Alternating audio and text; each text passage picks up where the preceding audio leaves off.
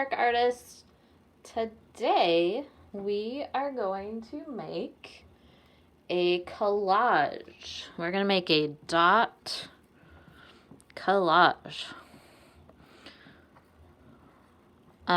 Before we get started, we're going to say our art mantra or mission statement. And Quiet Panda would like to say hi. Hi. And we're going to say, I am kind, I am creative, I listen, I work hard, I use my hands, mind, heart, and community to become the best artist I can be. All right, we will need a few supplies for our dot collage. So, first of all, you will need a piece of paper to glue stuff onto.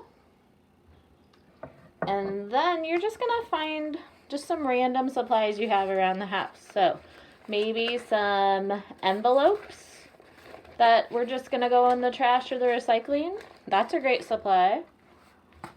Maybe some old magazines. That's also a great supply to use. And what about maybe you still get a newspaper? Newspapers would be a great supply to use too. You could also use any paper scraps you have lying around. You will need some sort of glue or some tape if you don't have glue, something sticky so we can glue our pieces down. And then scissors are great, but if you don't have scissors, you know what we can use? We can just use our hands, because you can rip and tear things just like you use scissors.